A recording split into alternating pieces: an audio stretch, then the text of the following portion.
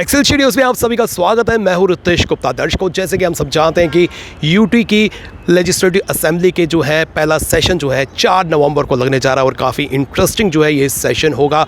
इसी में जो है स्पीकर का चयन होगा, डिप्टी स्पीकर का चयन होगा और माननीय उपराज्यपाल का अभिभाषण जो है संबोधित करेंगे। और उसके बाद जो सेशन है इसकी ड्यूरेशन जो है 5 दिनों के लिए। आइए जानने की कोशिश करते हैं कि जो सेशन लंबे अंतराल के बाद जम्मू कश्मीर में लगने जा रहा है, इस सेशन को लेकर हमारे जम्मूनिटीज़ जो है क्या एक्सपेक्ट करते हैं। यूटी का पहला असेंबली सेशन जो है 4 नवंबर को शुरू होने जा रहा है, तो क्या उम्मीदें रखते हैं इस सेशन से?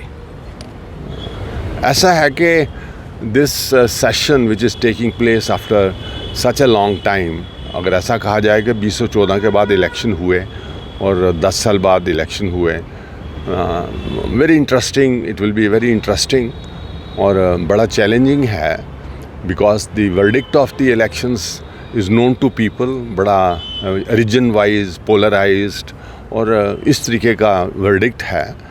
हर रीजन चाहता है कि हम तरक्की करें और हर रीजन को असेंबली से ही जो बातें निकलती हैं फिर जाके ग्राउंड पे जाके इम्प्लीमेंट होती हैं।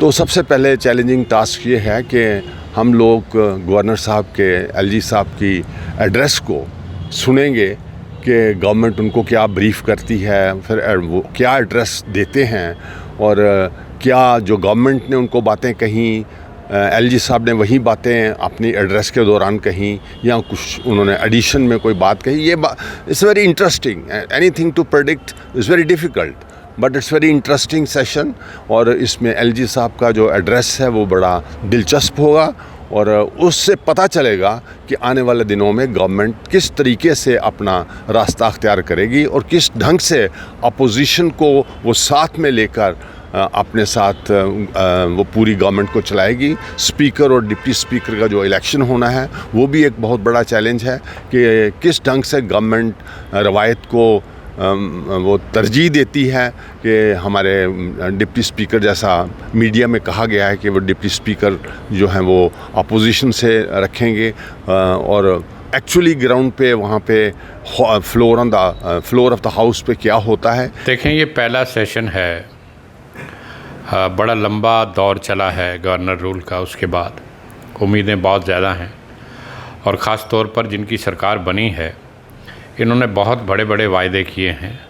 स्मार्ट मीटर्स की बात हुई है, बिजली के बिल माफ़ होने की बात हुई है, नौकरियां निकालने की बात हुई है और रोज़गार की बात हुई है, जो लोग डेली वेजर्स हैं, सारी चीज़ें हैं। अब ये क्या करते हैं ये निर्भर करेगा कि इनके पास कितने संसाधन हैं, कितना इनके पास अपना जो है वो सरमाया है, तभी कर पाएंगे। और यहाँ पर रियासत पूरी तरह से अभी उसमें नहीं बन पाई है, अभी यूटी है, तो बड़ी सारी चीज़ें हैं जो एलजी साहब के अधीन हैं और इनको हर बात पर एलजी साहब की इजाज़त लेनी पड़ेगी, ख़ास तौर पर जब आप कोई बड़ा बदलाव करेंगे।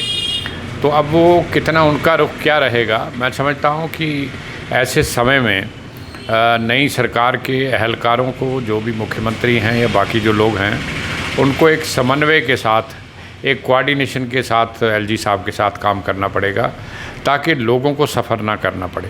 अगर यहाँ राजनीति हावी हो गई तो लोगों के काम बुरी तरह से सफ़र होंगे और इसमें कोई शक नहीं है कि बीते काफ़ी 10 वर्षों से आप कह लीजिए कि लोग बड़े तंग थे और जो भी काम था वो नहीं हो पा रहा था। एक बहुत बड़ा गैप था सरकार और लोगों के बीच में। आज एक ब्रिज बना है एक सरकार की शक्ल में, जो ब्रिज आम आदमी और सरकार तक अपनी बात रखेगा।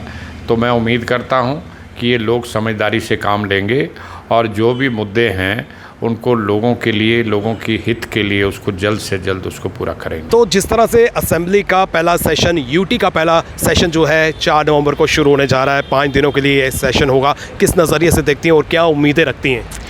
सर, उम्मीदें तो लोगों को बहुत हैं, जिसमें से युवा की बहुत उम्मीद है डेली वेजर्स को लेकर, जेकेपीएसआई और कांस्टेबल की एज रिलैक्सेशन का मुद्दा, तीसरा एनवाईसी के वर्कर्स का मुद्दा, उसके बाद स्टेटहुड का मुद्दा और जो यहाँ पे लोकल जम्मू के सिटी के लोग हैं, यहाँ पे दरबार मूव को लेकर कि टूरिज़्म बढ़े, बतौतरी आए और मतलब उससे ही लोगों के घर भी चलते हैं क्योंकि बिज़नेस काम वगैरह सब ठप है। तो आप चाहते हैं कि ये मुद्दे जो हैं एड्रेस किए जाएं जी बिल्कुल सर, मैं चाहती हूँ कि इस सेशन में हो या अगले सेशन में हो, लेकिन उम्मीदें लोगों को हैं और इन पे बात करना जो है बहुत ज़रूरी है, और हमारे रिप्रेजेंटेटिव्स इनको उठाएं तो मुझे लगता है कि ज़्यादा सही रहेगा। तो अखिल जी, जिस तरह से यूटी का पहला असेंबली सेशन जो है सोमवार से लगने जा रहा है, किस नज़रिए से देखते हैं और क्या एक्सपेक्टेशंस हैं? Sir first of all we are so delighted that assembly has been restored after a long time. काफ़ी टाइम से हमारे यहाँ पे असेंबली नहीं थी, तो वो रिस्टोर हुई है पहले, तो वो एक बहुत बड़ी अच्छी बात है। Now we have certain expectations, assembly बन रही है, बजट पेश होगा, पॉलिसीज़ बने, नए नए रूल्स हैं। तो जैसा कि आपने देखा रिसेंट टाइम में बेरोज़गारी, अनएम्प्लॉयमेंट बहुत ज़्यादा हुई है, JKSSB वगैरह कोई जॉब्स वगैरह नहीं निकाल रही हैं, lot of youth has been unemployed, घर पे बैठा हुआ है। तो उन चीज़ों को लेके हमारी बड़ी एक्सपेक्टेशंस हैं, पॉलिसीज़ आएँ। अगर दूसरी बात करें डेवलपमेंट भी नॉर्मल नहीं, सस्टेनेबल डेवलपमेंट जो चल पाए काफ़ी टाइम तक, वो एक बहुत बड़ा इशू है। एजुकेशन रिफॉर्म्स आनी चाहिए, स्कीम्स आनी चाहिए, इन्फ्लेशन जो हुई है, वो प्राइस वगैरह जो हुए हैं उनको ड्रॉप होना चाहिए। So there has been lot of issues जो रिजॉल्व होने ज़रूरी हैं इस असेंबली सेशन के बनने के बाद। तो हम वही एक्सपेक्ट करते हैं कि जल्दी ये चीज़ें हमारी पूरी हों।